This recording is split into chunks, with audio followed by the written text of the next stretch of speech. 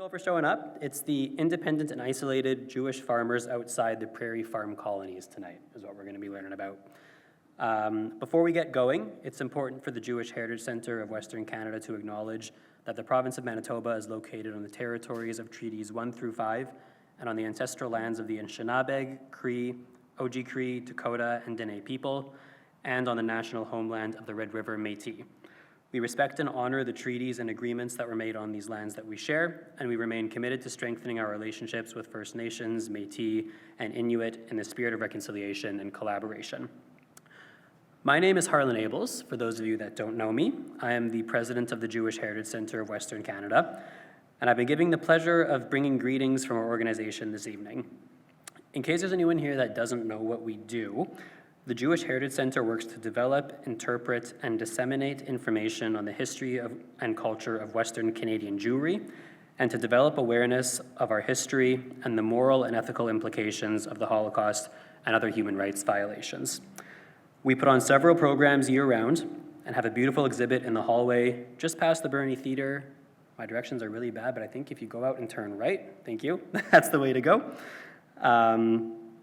On Jewish women and their history in our community. I highly recommend going to check it out if you haven't had a chance yet. And if you're ever interested in getting involved in our organization, feel free to reach out to myself, to Dan, to Belle, our executive director. We're always looking to get people involved whenever they'd like to. Generally, I like to introduce the program a little bit, but I honestly don't know anything about this one. And that's kind of why I love coming out to things like this, because when it comes to stories about our past in and around Manitoba, it's all information and stories that I would never hear anywhere else, and I'm sure our presenters are going to serve as the perfect educators for this topic tonight. So without further ado, thank you again for coming, and I'd like to pass it on to, I believe, Dan, to continue tonight's proceedings. Thank you guys so much.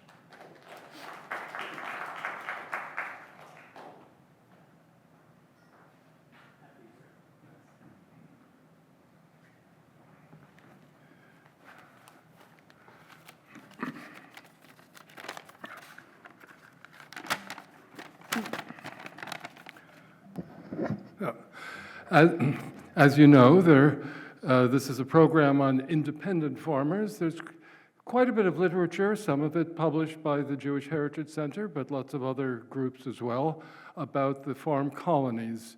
And we've had many speakers, local residents, Winnipeg residents who grew up on the farm colonies, and people who are less known to us about come from independent farm families. We're lucky tonight to have an exceptional expert on settlements on the Canadian prairies and elsewhere in Professor John Lehr, who was born and grew up in England and is therefore known as Jock rather than as John. But he came to Canada for graduate work and stayed. We're lucky to have had him at the University of Winnipeg, where he had until retirement a very distinguished record, honored by the position of Professor Emeritus. Before he retired, he was also won the Robson Award as the best teacher. That's an award which is given annually to one person. And Jock has not only an excellent teaching record, but an outstanding publications record. He has extensive publications on farm settlements in Canada and elsewhere, covering a very broad range of subjects. He wrote a book and numerous articles on Ukrainian settlements on the Canadian prairies, and also did research on Ukrainian settlements in Brazil. He did a book and articles on the Hutterites, some of it in conjunction with a professor of geography at the University of Bar-Ilan, Yossi Katz, now also Professor Emeritus, and a winner of the Israel Prize. He's 8 published articles on Jewish settlements on the prairies, many of them just in the most recent years.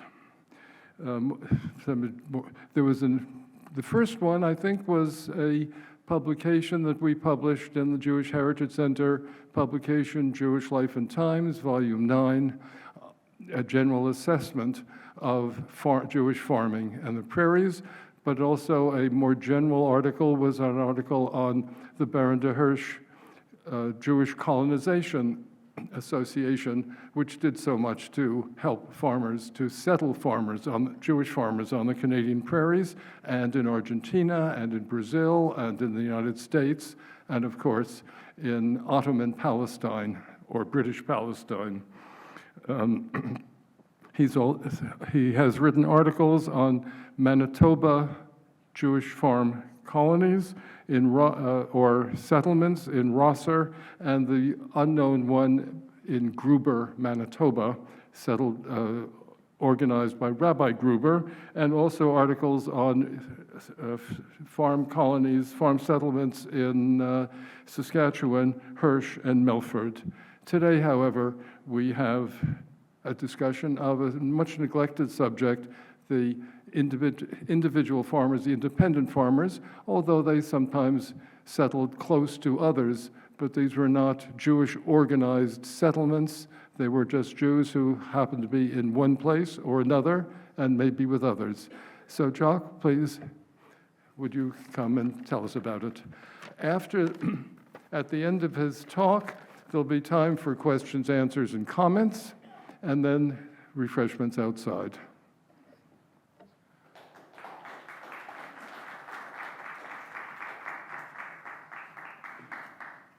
Thank you, Don.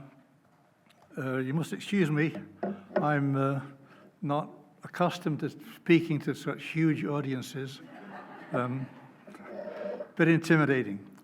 Yeah, as Don said, my interest in Jewish farm settlement goes back to many years ago. I met a professor from Bar-Ilan University, Professor Yossi Katz, and he dropped by in Winnipeg, and sometimes something clicks between people, and Yossi and I became very, very good friends, and I visited Israel many times, stayed with him and his family, and I am very, very, you couldn't find a more secular person than myself, and you couldn't find a more orthodox person than Yossi, but nevertheless, we get along famously.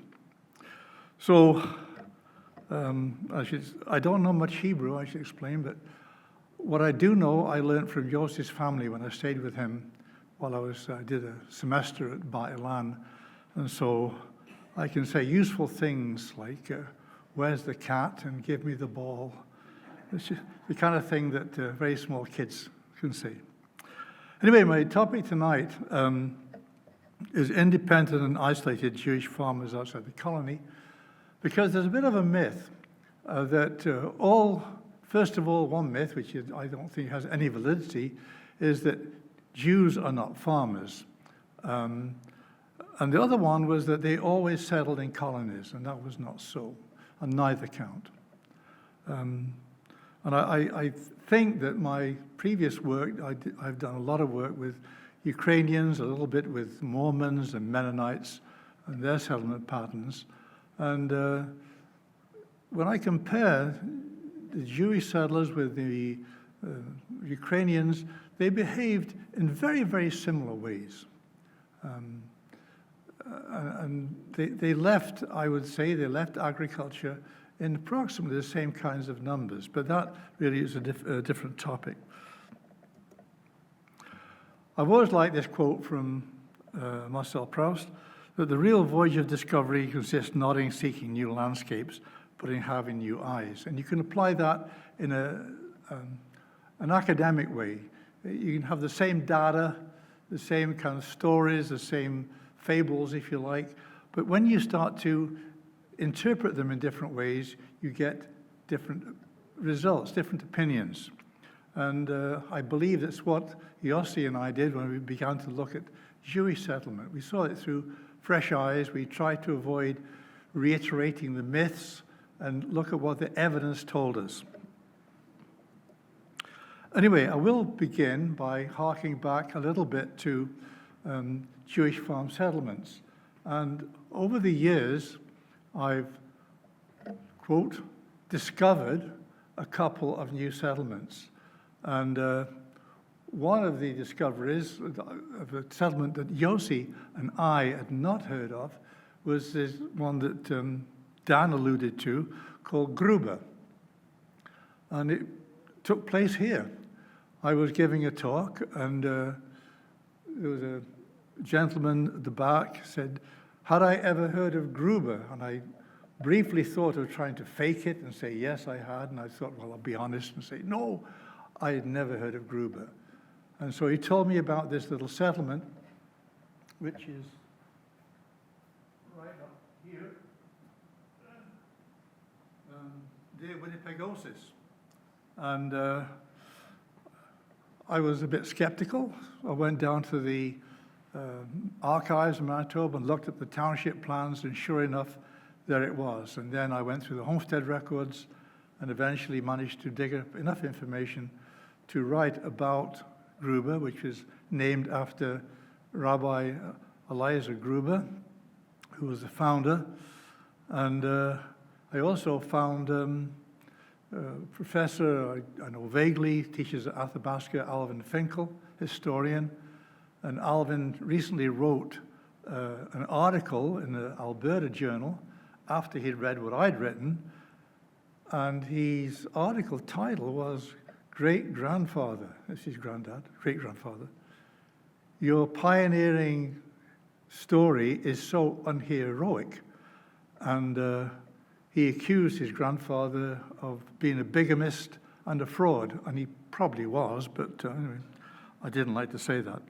Anyway, Gruber is one of the settlements, but there are some other ones you perhaps might not have heard of, and I'll just mention them briefly. There was a short-lived attempt at settlement near Red Deer, at a place called Pine Lake. It's on the, you'll find it up there.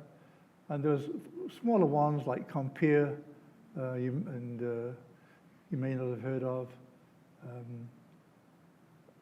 and Oxbow. It doesn't really appear very much in literature, but was one of the most successful settlements. And the other thing I wanted to mention too, before I get into talking about independent Jewish settlers, is that there is, I believe, a myth that the Jewish Colonization Association, which is usually referred to as ICA, ICA, but I prefer to use JCA, the Jewish Colonization Association. And they founded one settlement, arguably, that was Hirsch.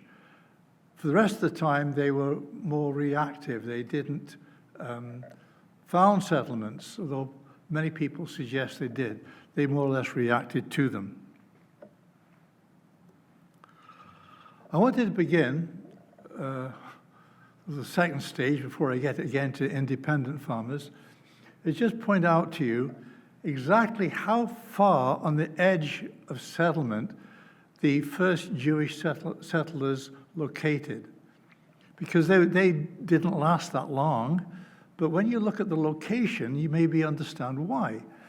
If you see that where Moosomin is on this file, the black dots show the location of schools. And I use schools when I map this stuff out because to form a school, you had to have enough settlers to make it worth your while to actually warrant the building of a school. So where there's a black dot, it meant there was human habitation and a measure of social organization. In other words, this was where the frontier was, where there was human settlement, or European settlement, I should say. So the first settlements established by Jews goes very early, 1882. And this was right on the very edge of European settlement in North America. 1888, Wapella settlement, again, on the very edge of settlement. And you'll notice there's very, very little in the way of human habitation or European habitation on what we generally refer to as the shortgrass prairie. This was the edge of the ecumeny. 1893, again, settlement is expanding, but if you know where Hirsch is, which is just to the west of the Sioux line, which is the line that runs down from Regina to the border, kind of a diagonal line, that's the railroad line. Hirsch was beyond that, and it really was right on the edge.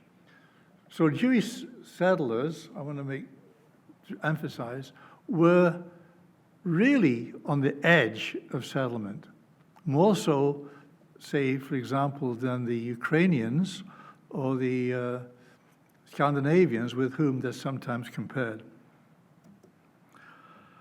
Okay, one last point before I get into the independence.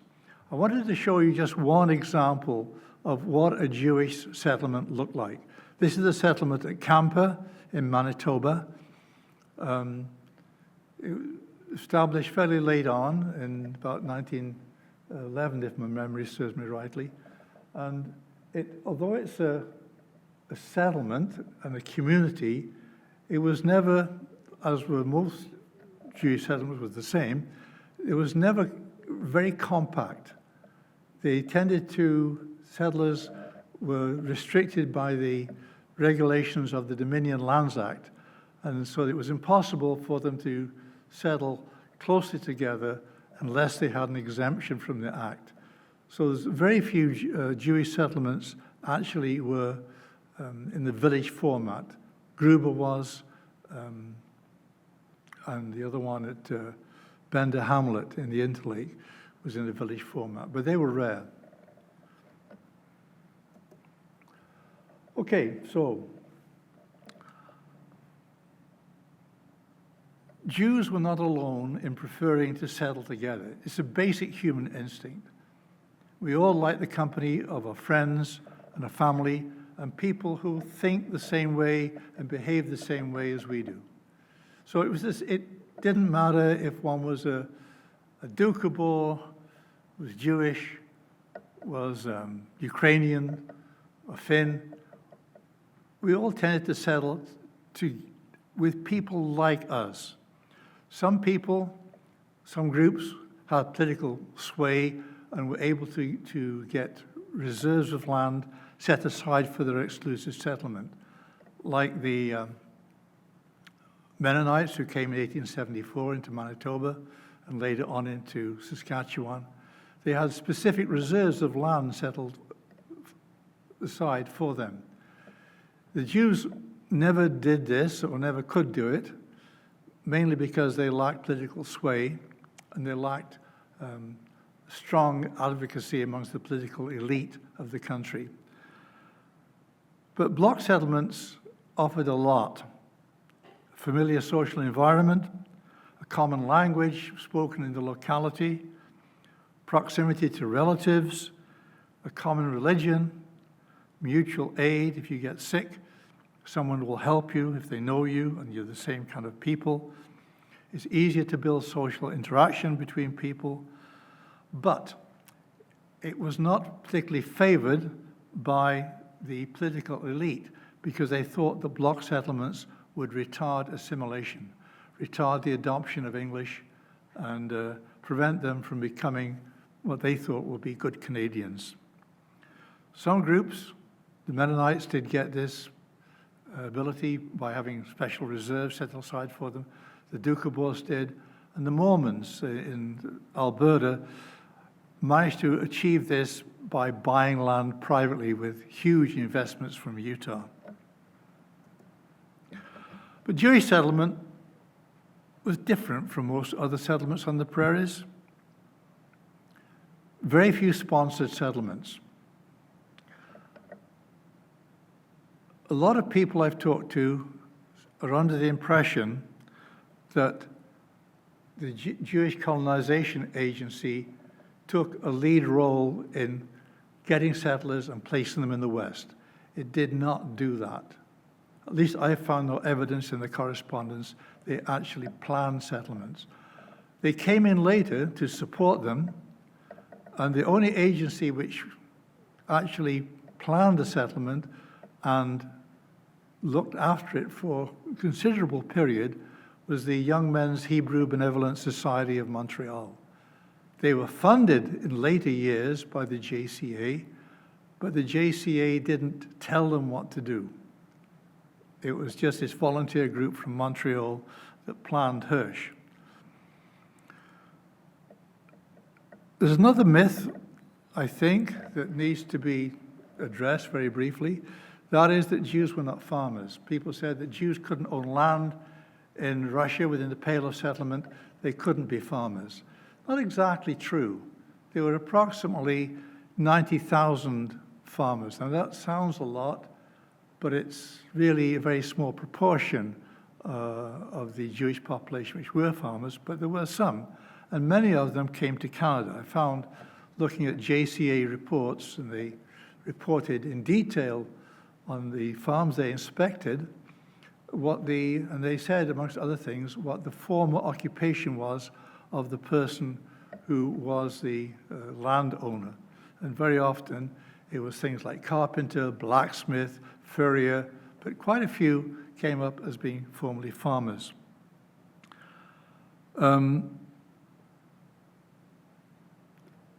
The other thing to make clear also is that in contrast to, say, the Ukrainians, who were 99.999 recurring % peasant farmers, the Jewish people who immigrated and came and began farming came from a wider variety of backgrounds.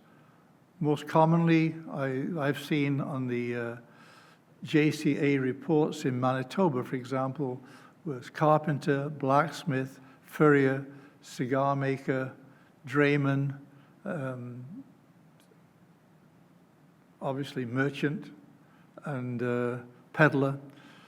But there were some farmers, and they farmed previously in the Pale of Settlement, in what is now Ukraine, bits of Poland and Romania and Russia. So the Jewish population was kind of diverse, not only in its previous occupation, but also in its geographical origin. They came from all over the Pale of Settlement. Some came from southern Ukraine, as far south as Odessa and Crimea, and others in northern Russia, Lithuania, Latvia, so on.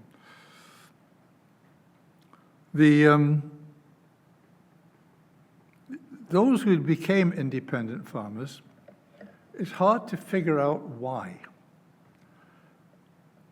Why, I still don't know the answer. Why on earth would you choose to live amongst a people whose religion is alien, whose language is probably alien, whose values are different, where you lack contact with people like yourself? Why did they do this? And I just don't know. I'm trying to find out and trying to figure it out, and I have some ideas, but I'm not sure at this point. What is clear, though, is that those who decided they would not settle alongside their fellows, but would strike off on their own, they were a different breed.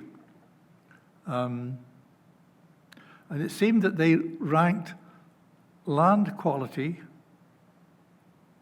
and the ability to get ahead financially and probably socially over the adherence to religious practice and observance,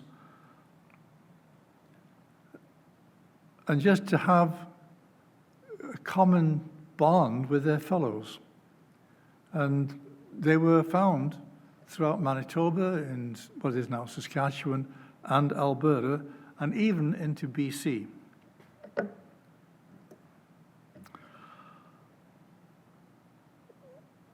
Some of these independent farmers, I've said, were isolated and alone and separated. Sometimes they weren't as alone as you might think. The map on the left-hand side shows Manitoba settlements. You'll see there's some symbols there, I hope they're large enough to make out, that there are some down in by St. Anne and in Lorette. There were some Jewish farmers who, for reasons that I cannot determine fully, left Jewish colonies. Some left Hirsch, for example, which is a well-established Jewish colony, and took river lots in Lorette and St. Anne.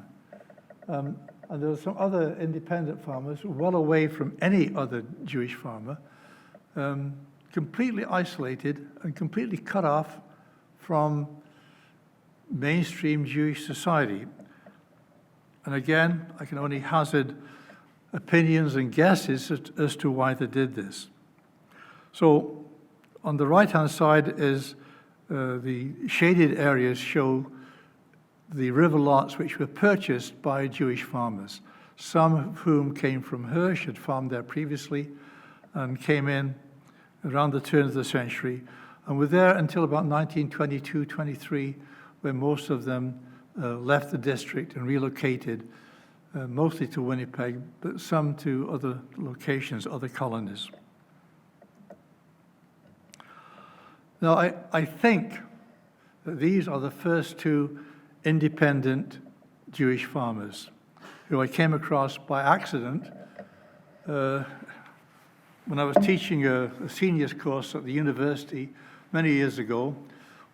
One of the students came up to me and said, you know, that I was wrong, that there were isolated Jewish farmers, and I had said there were none. And he said, my great-great-grandfather settled down in Niverville. He was independent, and there's another farmer there also with him who I'd never heard of. And I was doubtful until I checked out the land titles in the archives and found he was right. And there were these two individuals, Moses Goldstein and Hirsch Polonovsky, settled down in an area near Niverville amongst Mennonites. They settled on the same quarter section, and there were two Mennonite brothers who occupied the other two quarters, so the whole section was open for homesteading. The township, if you're interested, is section 28, township 7, range 4, east. It's near Niverville. And they did this very early on, 1887. And in those days, this was well beyond Winnipeg, which in those days was really not much larger than a big village. I don't know much about Goldstein, other than that I could find out from the census, but I came across, fortuitously, a biography written by Mrs. Sweatman, who was one of the daughters of Hirsch Polonovsky, and she detailed her experiences in a very useful way. They were poor, desperately poor. They went out from Winnipeg, where they were living at the time. They'd been in Canada a couple of years, and they homesteaded by these two Mennonite people and by Goldstein. They dragged a small frame house without a door in or any glass windows. They dragged it across the prairie from Winnipeg. So the question to me is why? What would impel them to do this? It could have been that there was land available, but I think there was a connection with the Mennonites. Whether this was from their time in Europe or whether it was a more recent connection. But they settled on this quarter. It's a long way from Winnipeg at the time, isolated from Jewish society, with the exception of a merchant who lived in nearby Niverville. So they'd have periodic visits from a fellow Jewish neighbor of a sort, but it would be kind of rare. And according to his declaration, Polonovsky and Goldstein, they didn't leave their homestead except for, quote, brief periods during the 3 years they spent on the homesteads to prove up. Later on, they both sold out to their neighbors, which makes me wonder if this was some kind of prior arrangement with people they had either met or knew from the old country, that they would go prove up and sell out, enabling the Mennonites, the two Mennonite neighbors, to expand their farms. They both sold out. Goldstein quite quickly after he got patent to his homestead, but Polonovsky stayed on his farm for a long time before he moved back to Winnipeg, where he resumed his occupation fishing for goldeye in the Red River. That's how he made his living. Goldstein moved across the river and set up a store in Morris. The other person who is probably not well known but deserves to be is a fellow called Asher Pierce. It wasn't his name back in Europe, but he changed it when he arrived in Nova Scotia very early on in the 1880s.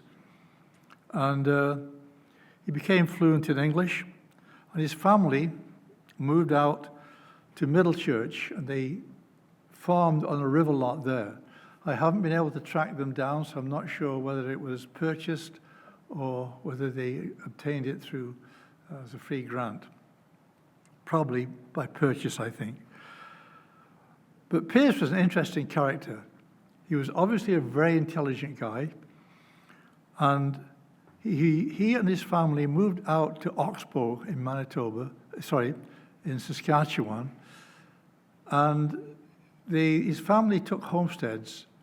Pierce himself did not. He set up a store. And his the Pierce farm, was run by his brothers and his dad. And it became a model farm. And Pierce was a very smart individual and very quickly had learned English and was very, very fluent, a great writer. And when they established the colony of Hirsch in the early 1890s, Pierce became the voice of reason, gave great advice, and his family farm was used by Dominion lands agents as a model farm. They take incoming Jewish settlers there to say, this is how it's done. This is what you can do. But for many years in Oxbow, he was pretty remote from any kind of Jewish life. Just his family. Then gradually other Jewish people heard about his family being there, and they attracted other settlers. So it became a settlement which doesn't appear very much in the literature, very much at all, for some reason, and I can't figure out why, because it was in the shadow of Hirsch. And Hirsch was not a particularly successful settlement, but Oxbow was very successful, at least for about 30 or 40 years. The other kind of independent Jewish farmer who broke the mold, so to speak, might be described as merchant farmers. They started off usually as storekeepers, got a couple of cattle, some ran small dairy operations, but these merchant farmers became an integral part of the agricultural system, even if they were just farming an acre or two. And some of them, for various methods and reasons, managed to acquire farms. There was the Rosenstock brothers in Vida had a number of cattle, which they acquired through trade largely, and became pretty important cattle dealers in the southeast part of Manitoba until from the 1890s until about 1921-22, when there was a surge of Ukrainian nationalism and the formation of Ukrainian co-ops and a campaign amongst the Ukrainian intelligentsia, which they call Svidosvoho, which means each to his own. And the campaign was buy from Ukrainians, don't buy from Jews. And the priests preached the mantra of you don't find Jews buying from Ukrainians, so Ukrainians should not buy for Jews. So about 1923, 1924, many of these Jewish merchants found that the area they thrived in became inhospitable, and they mostly began to sell out and move to more attractive locations, which were the larger cities. Some of these merchants, as I said before, became part-time farmers, very often by accident through their role as cattle dealers, dealing and trading in cattle. Others acquired horses and began to import horses from Alberta. They were wild and they had to break them, train them before they could sell them. So kind of through the back door, they got into agricultural pursuits.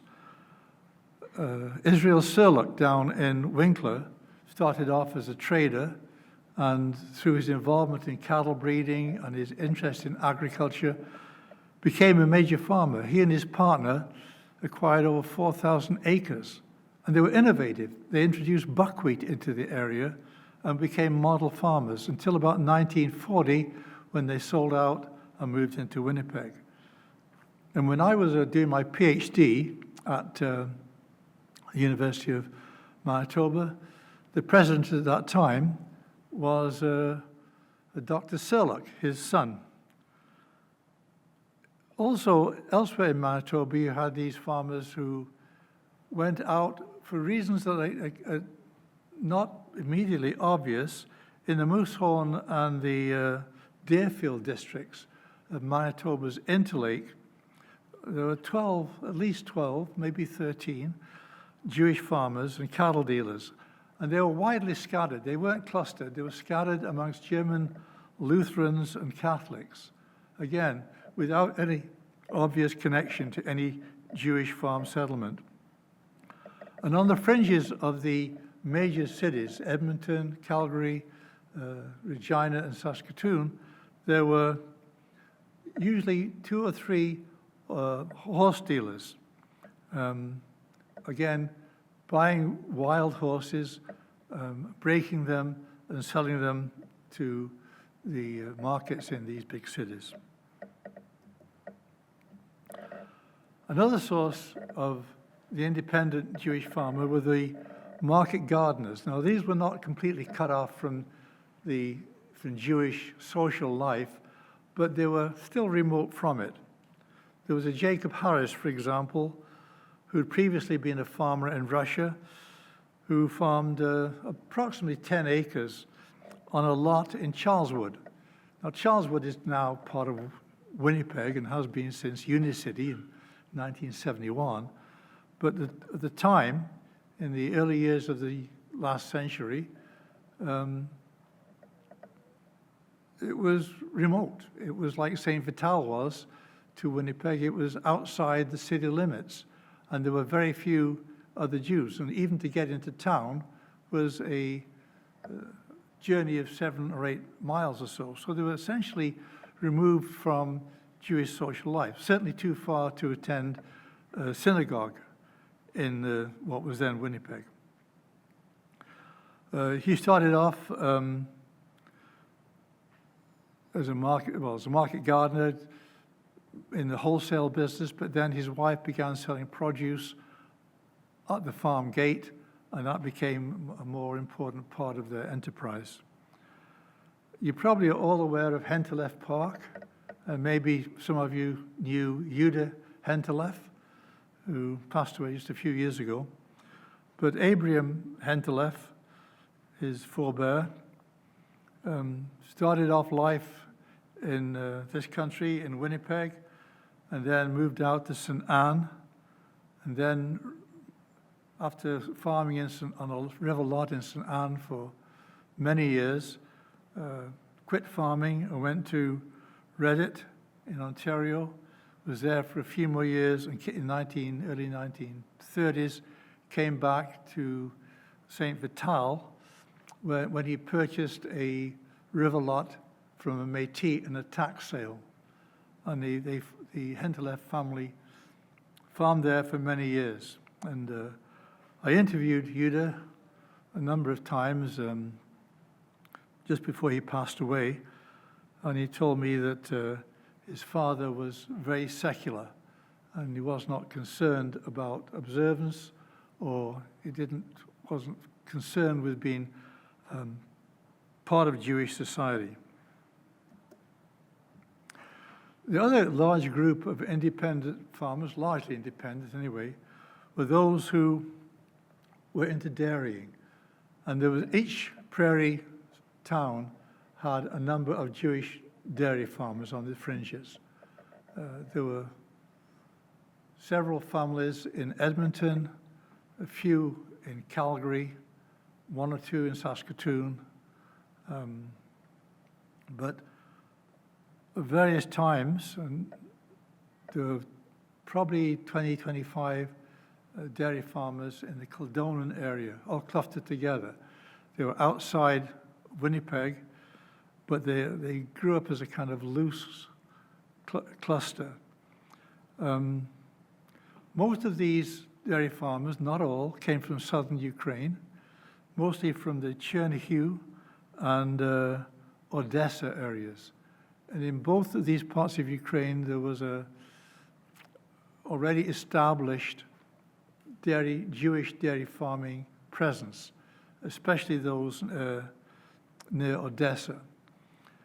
And so if you check the background of the Jewish dairymen in Winnipeg, and they're mostly clustered, by the way, in the Kildonans, in West Kildonan, especially around Newton Road, Kildona, Lehr, and Armstrong Avenue, and on river lots number 16, 17, and 18 in West Kildonan.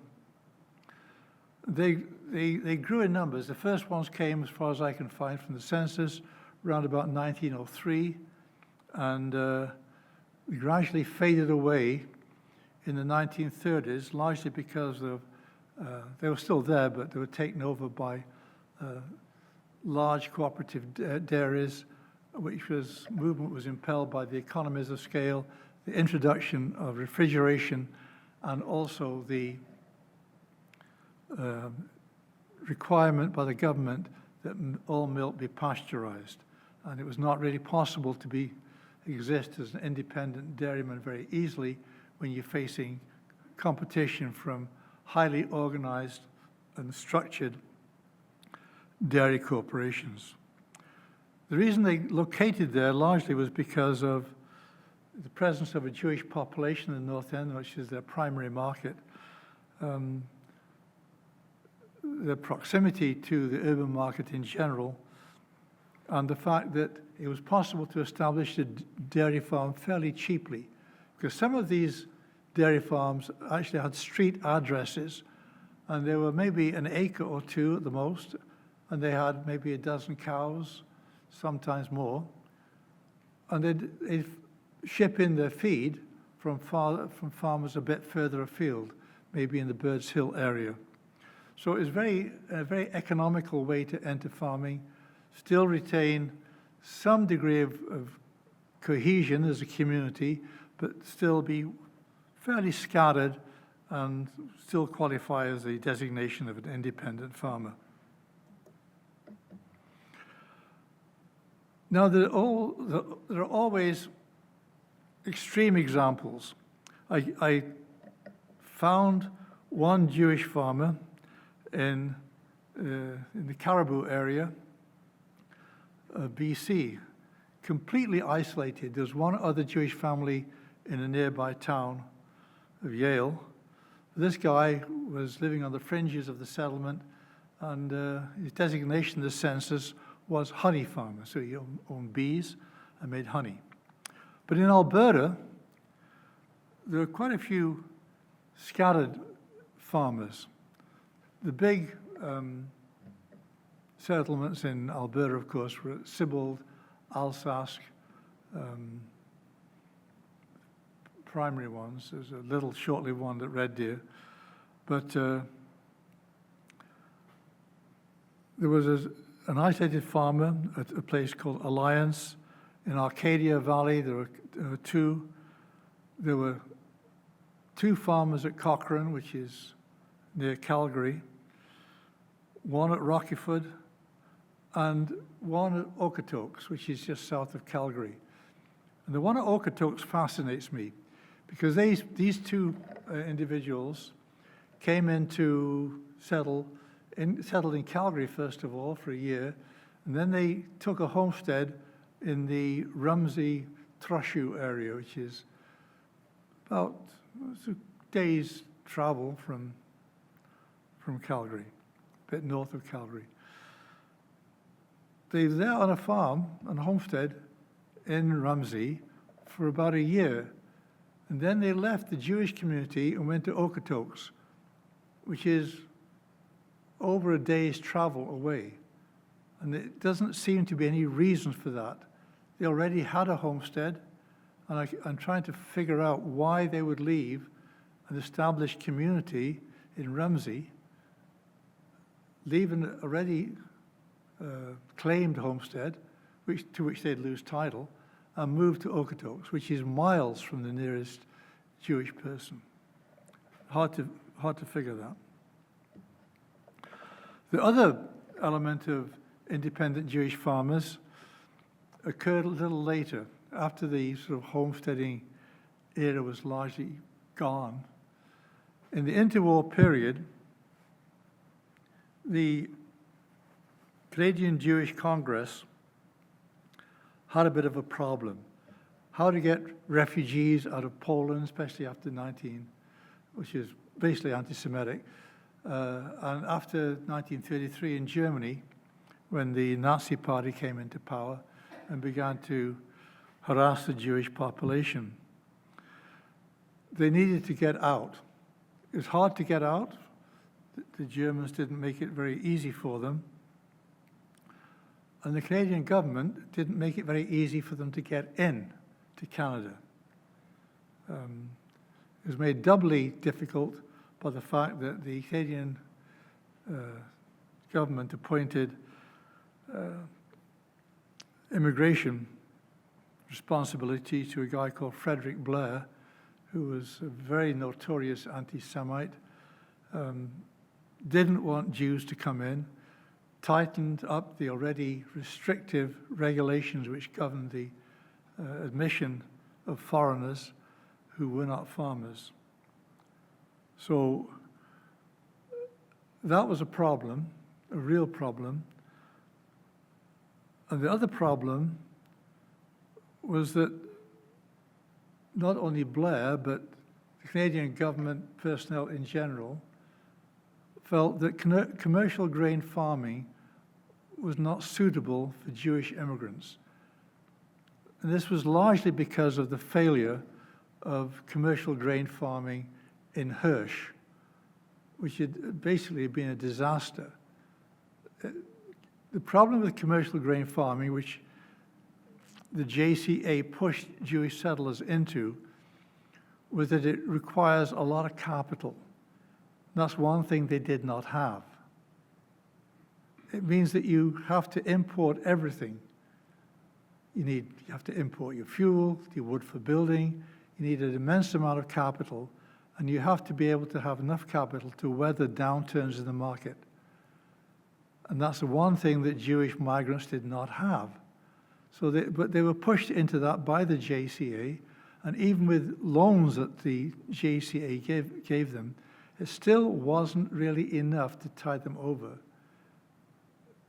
If there was failure amongst mainstream Jewish farming, it was because they were pushed into the wrong kind of farming. They were pushed into commercial grain farming and the dryland areas.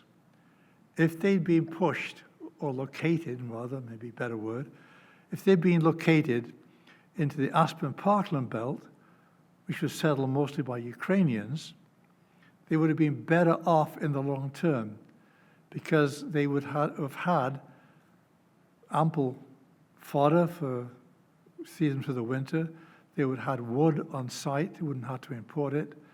They could have retrenched into a semi-subsistence economy, as did the Ukrainians, when time got bad, and they wouldn't have been obliged to abandon the land and go back to the cities when things got bad in the 1930s. So it's ironic, they were pushed on what the JCA thought to be the better lands for them, which in the long term were the worst lands.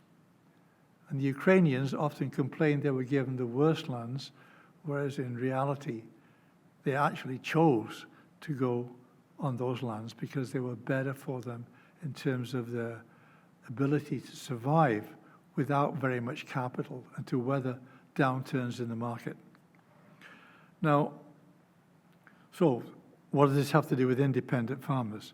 Well, it meant because the Canadian railways had been left with a lot of land that they owned, which had been settled at one time, but abandoned by settlers of all nationalities, by Swedes, English, Americans. When things got bad on the prairie and the grasslands, or what became the grain belt, they left the land. There was no other alternative. So they had these empty lands, were desperate to settle them, but with whom? So they agreed that they would bring in Jewish settlers to settle these lands. And the JCA and other Jewish colonization agencies decided they would cooperate with the Canadian National and bring in settlers. But really, they were putting these people in an untenable position. They were putting them in places where there was no fellow Jews around. They were just farms that the Canadian National happened to have, which had been abandoned and reverted back to them. And so they put these farmers on places where others had failed and were probably better capitalized. And it didn't work. It didn't work because these families were inept. It didn't work because at the same time, farmers of all persuasions were leaving the land. It just wasn't tenable. There were too many environmental factors. The dry times of the 1930s, for example, pushed many English, American, German, Scandinavian farmers off the land. But the government was committed to settling these lands, and these companies, the railway companies, were desperate to settle them. So they took these incoming families, and there weren't very many. The Blair sorted that. He said there was only going to be allowed 50 families a year, and they had to have a family background in farming. So one of those who came in was the Steele family. Many of you might have known Maurice Steele, passed away a few years ago. But his family were destined to go onto a farm in Saskatchewan, which was owned by the Canadian National. And they were accepted to come to Canada because their family's occupation were timber merchants. And someone in the government assumed because they were timber merchants and they owned a small area of land, they were farmers. They weren't. But they got in, and on the way west to settle on this abandoned CNR farm in Saskatchewan, they were met by Jewish people at the station who said, "Don't go to Saskatchewan, it's a desert." So they listened, and they got off the train, stayed here, and they rented a small place in the Colonies of a German family. And shortly thereafter, they got together with some other Jewish farm families, some of whom had come from the previously farmed at Camper in Manitoba, the settlement there. And they formed a loose agglomeration of farmers near, and I'm going to get this wrong, near Stonewall. And they became dairy farmers and were quite successful at it for quite a long time. So it was the Canadian Jewish Congress played a role in trying to get these people into the abandoned farms. But just as in the case with the farmers who settled at Hirsch and other colonies in which the JCA took an interest, there was too much oversight, bureaucratic oversight, which is probably one reason why the independent farmers in some ways were better off than those who were settled in colonies that were supervised by the JCA. There was a complaint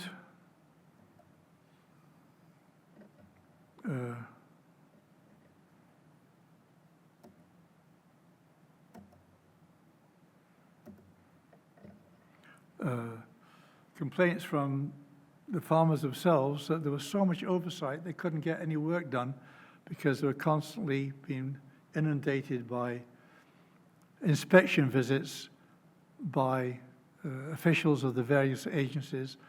And many of these were, let's go and see what they're doing. And they just felt overcrowded, too much time being wasted. And also the 25 families who were settled in Manitoba requested assistance, but when they got assistance, it was too closely monitored. And it almost seems to me, looking at the correspondence, that the Jewish agencies, particularly the Canadian Jewish Congress, wanted to document like every dollar they spent, and they wanted them to follow a model to be farmers, when really, in my estimation, their function should have been to make sure these people were successful economically, whether or not they stayed on the farm. Because the objective should have been to get these people acceptance in Canada, make a good living, not to fulfill some fantasy of them being Jewish farmers. And I could get onto a whole new topic here, which I'll forbear from doing, but it seems to me that a lot of the efforts to build the Jewish farming community was driven less by concern for the welfare of these Jewish immigrants, but more to fulfill the needs of the Jewish intelligentsia to prove to the world that Jews could be farmers, rather than ensuring that Jews could be successful immigrants. Whether or not they were farmers should have been immaterial. Anyway, that's just my opinion, and I'm prepared to be attacked for it. I'm prepared to defend it too. Okay, so that about wraps up everything I want to say at the moment. So if you have any questions, I would welcome them. And also, because I found from giving previous talks that the biggest benefit to me is to get new insights, new ideas, and very often new information. So I'll finish by putting this up. Oops. A hint, if any of you are interested, where to do it. You can go to Jewish colonization reports, which are in the Jewish archives at Montreal, and they're online. You can get most of these online. The Canadian Jewish Congress correspondence you can find here in the Jewish Heritage Center. If you're inclined to go to Jerusalem, you can go to the Central Archives of the Jewish People. They have a lot of correspondence from the Jewish Colonization Association. Canadian Census is great, especially if you go through ancestry.ca. Homestead files in the Manitoba archives are a fountain of information. But what puts the flesh on the bones are memoirs and oral histories, and they're harder to come by. And local histories occasionally will give you some information. But very often, the best information comes from interested people. And so, if you have any information or stories, I'd love to hear from you, either in person, that's my phone number, and that's my email. Okay, so thanks for listening. I hope I didn't bore you too much, and I hope it didn't go on for too long. Thank you. Thank you, Jacques. He's already said that he's anxious for questions, comments, and I'll emphasize, particularly invite people who have farm backgrounds themselves and in their families. If they have any comments or would like to say something about their families, that would be great. But I'm going to jump in with the first question since I'm here. Oh, Stan, you have a microphone? Yeah, so you won't have to shout too loud. Just give Stan a moment to catch up to you. Raise your hand. Jacques, I'm sort of used to the idea that there were farmers. The idea that horse trading and cattle raising and then having a local industry of Jewish cowboys strikes me as perhaps unusual. Can you say anything about who it was who broke the horses and whether we had a whole bunch of rodeos around here? Yeah, one thing that I noticed, I found there were probably more, but I found through dredging through the census that there are a number of people who are Jewish, and the census very conveniently puts religion down, so it's easy to identify who was Jewish and who was not. I found a couple of ranchers. The occupation, unambiguous, rancher. Name, one was Cecil Cohen, named as Jewish, rancher. And then I dug a bit into Cohen's background. His grandfather, Russia. Dad, England, born in England. So they're step migrants. They weren't direct migrants. And this was the same for every rancher I found. And there were I found at least 3 in Alberta. And if I found 3, there had to be more. So what happened, I think, they came from Russia. He was probably maybe born in England. I think Cohen was born in England, raised in England. His father and he did well. They came to Canada as Englishmen, if you like. They came with some capital. You can't start ranching with a homestead. You have to have capital. You've got to buy cattle. You've got to get, not just 160 acres. You've got to get, I think, 4 or 5 sections at least.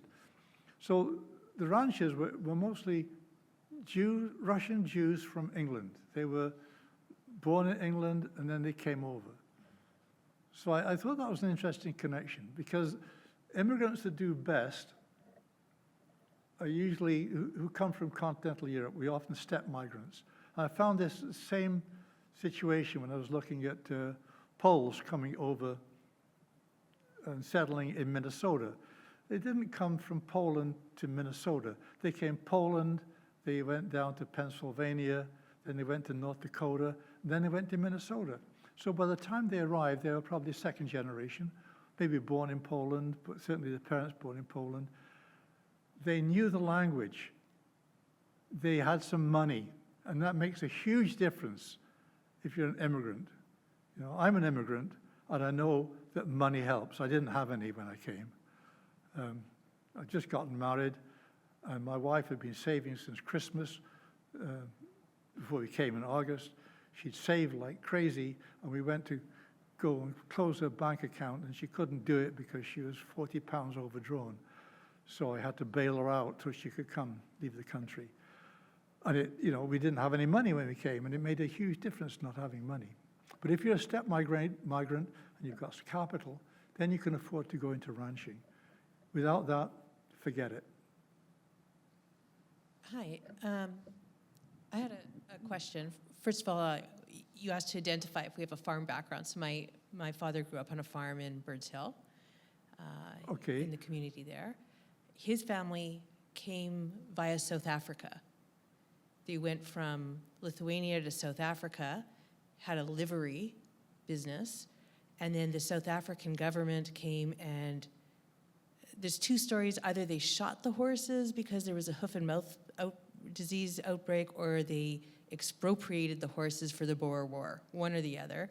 And my great-grandfather left in a huff and said, "You can't do this to me, I'm leaving." So he came to Canada, to Birds Hill.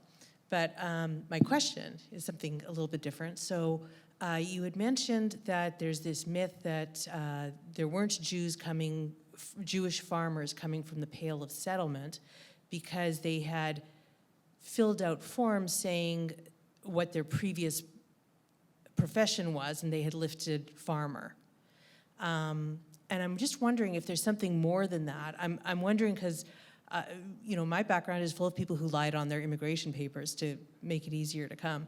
And I wonder if some of that, if we know for sure that the people who said that they were farmers in the Pale of Settlement in fact were farmers, or if they were just lying on their immigration forms to ease the process. That's a great question. So to answer the guts of it, I'd like to go back to your mention about being in Birds Hill in a moment. But I think it's very possible because they wanted to get in. So they would say, "Yeah, I'm a farmer." Many Jews who came, they had an acquaintance with farming. Maybe, back in the old country, they'd been a merchant, but they had a cow. They weren't like the English, some of the English who came were very, very urban and basically didn't know the front end of a cow from the back end. I mean, the English were terrible. Many of them, they came from the cities, had no clue. So it's quite possible they said farmer. But the other thing I'd like to go back to your point, in Birds Hill and the South Africa connection, there was quite a few Jews, and they came from, I think, mostly from Lithuania, and they went down to South Africa. There was a family at Pine Ridge, the Lehr family. They had that. Okay, well, there was one. But basically, the Birds Hill, Pine Ridge are kind of, it's like, they were often combined in reports as to which it was. Anyway, the people, you heard of the Vicar family, right? They had the same pathway from Lithuania, South Africa, selling horses. The British clamped down because they didn't want the Boers getting horses. Their business dried up. They came to Canada. And the Vicars went to Edenbridge. The Lazars, I know, went to Pine Ridge. Well, Rosalie Lazar said Pine Ridge. Told me that this morning by telephone. Is that right? My first cousin. Okay. Anyway, yeah, and they actually had a place. I found it in the documentation.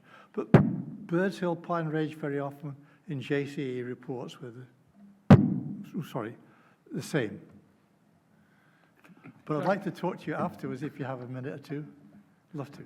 Can I throw in something very quickly about from the European situation? A lot of the Jews lived in farming communities. They were merchants in small communities, and they dealt with agricultural produce and with peasants all the time. So they may not have been farmers, but they were not alien to the farm life. Right. And on top of that, a very major occupation in the more remote areas, the areas that had not yet been touched by railways, was horse and buggy transportation.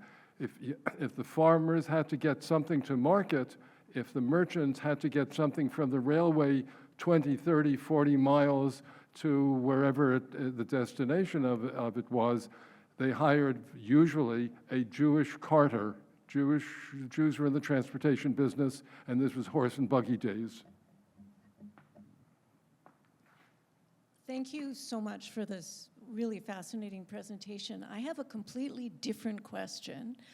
I wonder if you know what, if any, impact the colonies or even these other farmers had on the local Indigenous populations, and also whether there was contact between them.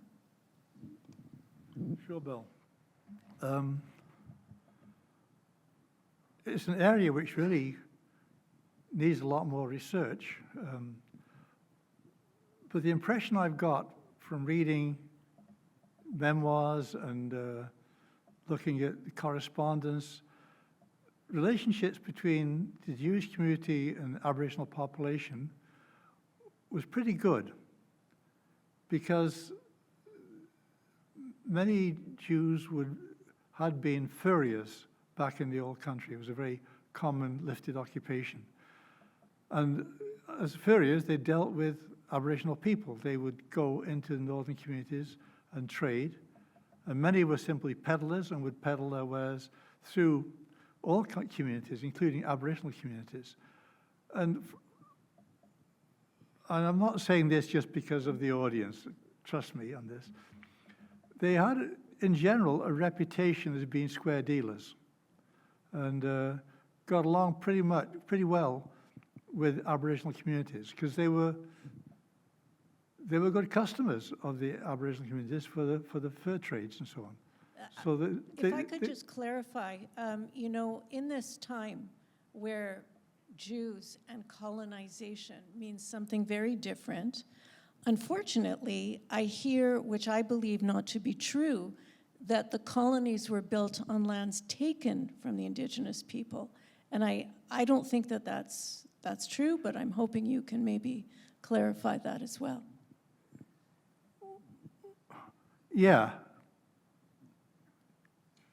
I guess if you say that this was all Aboriginal territory, then everything in Western Canada which is being built,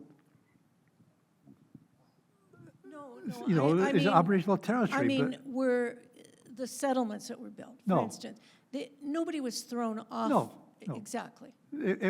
Jewish settlement was exactly the same as Mennonite settlement, Doukhobor settlement, Ukrainian, Scandinavian, you know what.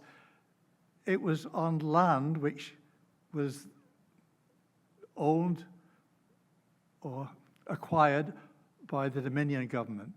There was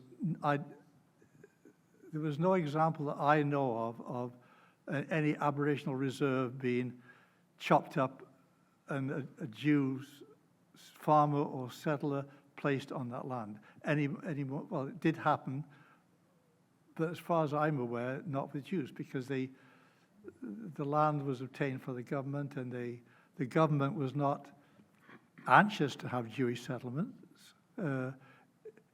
It acceded to them because they wanted any kind of farmer, but they didn't take it off Aboriginal people for Jewish settlement. Hi, I'm just wondering if you're familiar with any of the Jewish farmers in the Prarie, Saskatchewan area.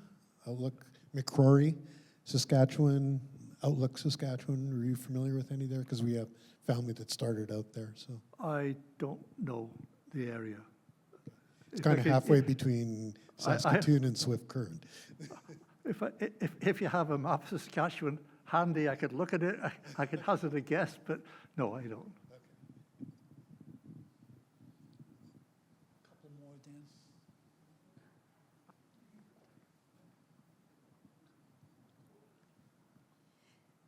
Thank you for this presentation. It was really informative. My question, and I know you mentioned it in the presentation, is why independent Jewish farmers left communities, like the Jewish community, to go off on their own when there was like more of a religious benefit, like if they grew etrogs or if they like were involved with kashrut, like they would have more of a customer base in that regard. Like, why would they leave that to go and be independent? Great question. I wish I knew the answer. I can only guess. Okay, I think that some of them were just free spirits, adventurers. What I can tell you is that when a lot of settlers of all nationalities arrived, they had no clue about Western Canada. They expected Europe. You know, and it happened to a friend of mine. I mean, recently, well, 50 years ago, he saw an ad in Britain. This, I think, illustrates how all immigrants work. He saw an ad, it said, "Come teach in the land of the moose." And I saw these ads myself. He was a teacher. He thought, great. He said, "We're sending you to a place called Gruard." He said, "Gruard is a thriving community with a frequent bus service to Edmonton." So Terry, my friends, thought to himself, frequent bus service. Now, in England, frequent every 20 minutes. Right? So he lands in Edmonton, and they get this bus, and after 150 miles, the tarmac ends, and it gets gravel road, and they get to Gruard, which has got 50 yards of asphalt, and that's it. And the frequent bus service was twice a week. He was absolutely stunned. He had no idea. This is not what he expected, and I think that was true of many immigrants of all stripes. I came across a book in the Rare Book collection. It was written by a Jewish pioneer, and he said that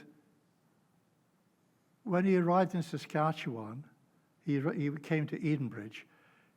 He imagined a little village, much like they had in Europe, you know, little nice tidy houses, little gardens and flowers growing, and he came to this, what he described as a hell of a wilderness, you know, mosquitoes and bugs and everything raw and new.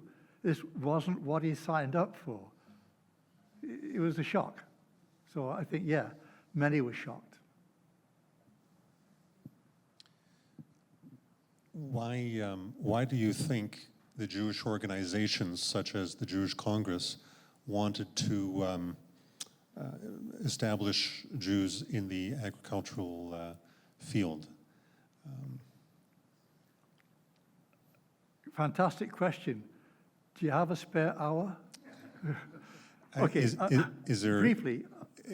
Briefly, but I get the impression perhaps you're critical of their actions, and I'm curious what their motive is. Will you bear with me while Baron de Hirsch, you know, who founded JCA, was the world's wealthiest man of the era.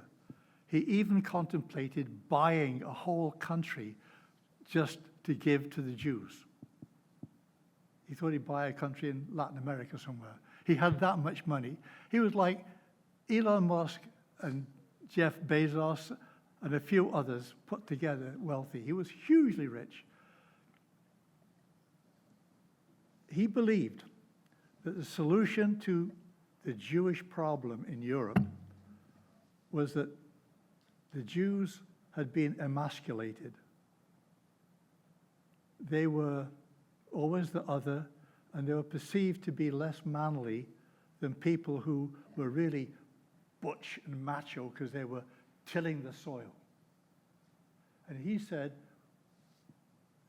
actually said, we have to make Jews farmers. We have to build respectability.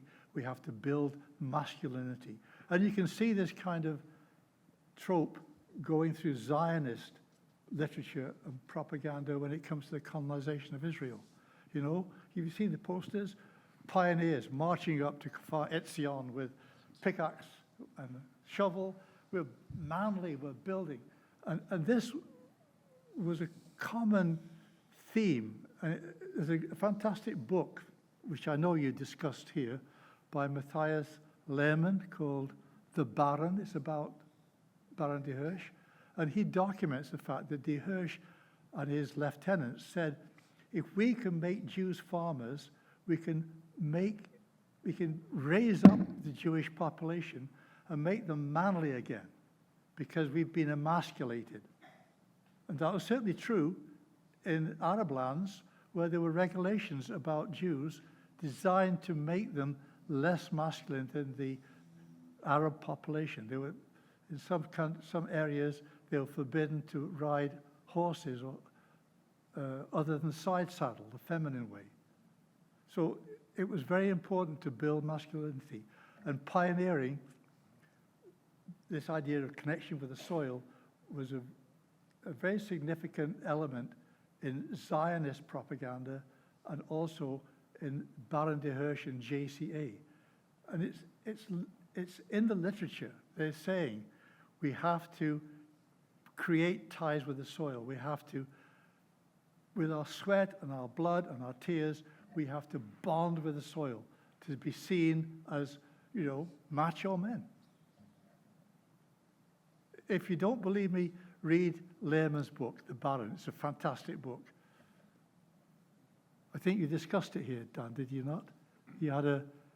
If so, I've forgotten it. I'm sorry to say. You had an online meeting with Lehrman. I couldn't, I was busy that time, I couldn't do it, but yeah, it's a magnificent book and you should read it. Okay. Hello. My grandfather, Mendel Masarsky, came from they were originally from White Russia, but he came to Winnipeg and set up a dairy farm in Old Kildonan in 1913. Can I ask the name? Masarsky. There were the Chachanovs, Masarskys, there were other Jewish families. He was an independent Jewish farmer. I've seen the name in the census. Yeah. So I just want to mention that they came from Russia, now Ukraine, but they came from the Nikolaev settlements. So I think the Tsar, maybe in the the dates I'm not sure, the mid-19th century, didn't want the Jews who were in White Russia, Belarus, living in the cities or in the towns, and sent them, set up these settlements. There were a series of settlements, maybe 10, 12 together in these Nikolaev settlements. They were from a place called Bobrovy Kut. They were poor, but some of them thrived, but they had agriculture, farming, animals. That's what they did. Grain. What? Was their background. They were farmers. They had a very hard time, and they did turn to the local Mennonite farmers who did help them. So not as much, of course, the Ukrainian farmers, but definitely the Mennonite farmers. So I want to say there is a history.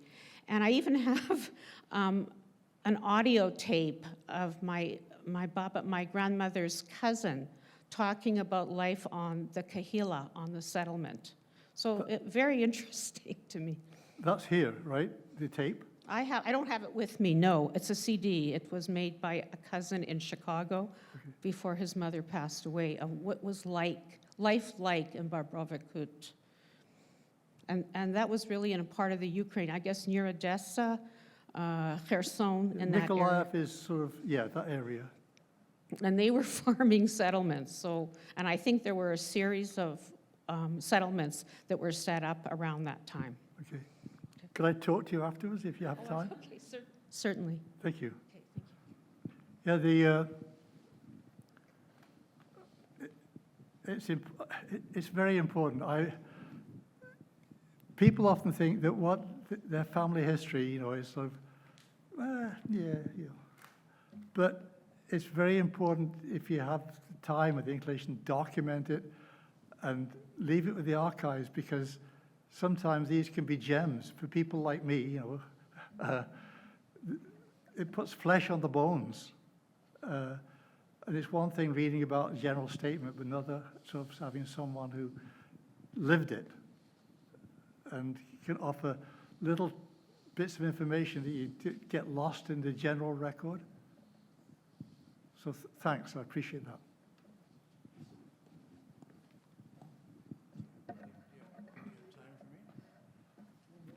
Hi, I'm David Rosner. I'm 87 years old. My dad was a grain farmer in Manitoba in a little town called Low Farm, which is 10 miles west of Morris, Manitoba. 5 Rosner siblings came from Bessarabia in 1897 to Winnipeg. 3 ended up in Plum Coulee, Manitoba. One of them became the mayor at least 100 years ago. His name was Samuel Rosner. By chance, was the father of, I forgot her name, Mrs. Bronfman. Anyway, and my grandfather was the younger brother, and he wanted to open a store along with his brother in Plum Coulee, Rosner, oh, I'm sorry, I'm losing some of it. Anyway, his brother kicked him out. He ended up in Low Farm, had a store, and my dad was the oldest of 7 boys, and they worked in a store, and my dad became a grain farmer. I have with me pictures of my father on the combine in the good old days, and I have certificates showing he took in 1 bushel of oats for sale just to show the price, 10 cents a bushel in that date. So you can look at that later. That's it. I know it's running late, so I'll stop.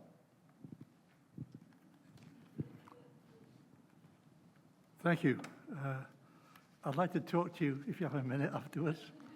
I have a paper here I wrote, and I'm just trying to find the bit about Plum Coulee, because I mentioned somebody in Plum Coulee, and I'm just trying to check the name, who had a farm.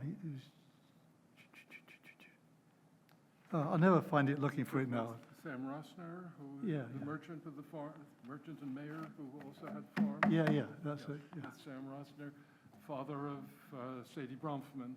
Oh, okay.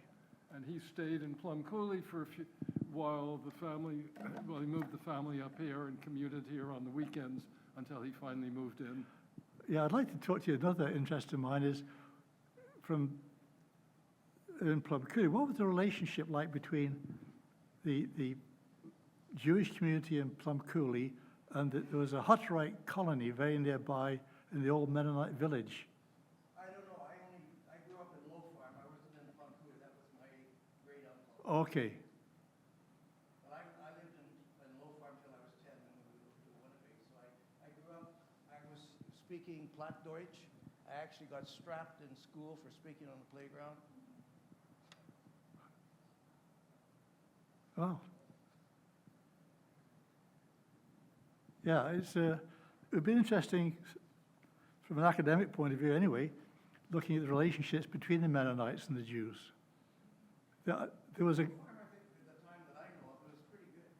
Yeah, I went to a conference in the University of Manitoba in about 1998 or so, and it was pretty tense. The conference was called Mennonites, Ukrainians, and Jews. And you could have cut the tension with a knife sometimes, you know. I was the only one. I was okay because I'm not Jewish, I'm not Mennonite, nor am I Ukrainian. So it was interesting to see, though. From what I remember, from what I heard afterwards, the conference was a success, and the book that was published out of it, called Building Bridges, started the process of building bridges. Okay. And it was the Jewish Heritage Center, the Jewish Historical Society, the predecessor of the Jewish Heritage Center, that organized the conference from this ethnic group. Well, let me thank Jock, and let me thank the audience for their comments, and please do keep in mind that Jock would like to speak to those of you who spoke out, and so don't forget, and he won't either. Let me very briefly tell you about a couple of things that are coming up in for the next little while. International Holocaust Remembrance Day comes up on January 27th, and we've organized a program called The Fight Against Anti-Semitism in an AI-Driven World. The speaker is Andre Oberler from Australia, who is the CEO of a group that studies AI and hate. And in this talk, he'll be focusing on the anti-Semitism that is working through the AI community. He will also be speaking 2 days later on the 29th at the Charleswood United Church on Roblin Boulevard, and that's specifically on Bondi Beach and the massacre. Belle, did...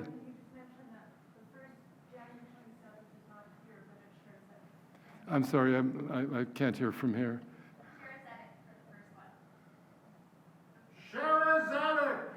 Thank you. Yes, on the 27th, it's a Sherazedic. The February 17th at Bernie Theater here, Dr. Sharon Graham will be talking about Congregation Etz Chaim and its ghosts, memorial rooms of a living house of worship. Essentially, it's a history of I think it's going to be a history of the various congregations that came together to form Rosh Pina and then joined in with others and moved to, became Etz Chaim, and of course moved here. So Sharon is Director of Planning in the Federation here. She has a doctorate in history. She's written on her dissertation was on the Jewish orphanage, and her master's thesis was on architectural studies, architectural history, Jewish subject in particular. And then finally, on March 12th, the school symposium features Pinchas Guter, a Holocaust survivor, talking. This is online, and you don't have to be a student in school to register for it. So please check the Jewish Heritage Center website, jhcwc.org, or check with the office, and you can register and get more information about all sorts of things. And please have some coffee outside.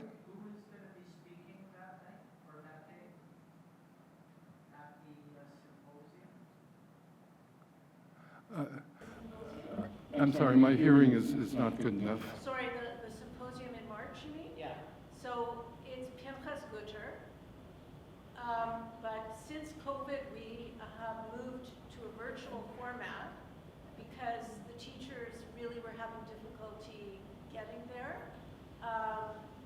So he is probably one of the most incredible Holocaust survivor speakers that we have in Canada, and that is March the 12th. Thank you, and I'm sorry I couldn't answer that myself. Some coffee and cookies outside, and also, as Arlen started out, take a walk down the corridor to your right and take a look at our wonderful exhibit on women in Jewish community life. So thank you. See you outside in the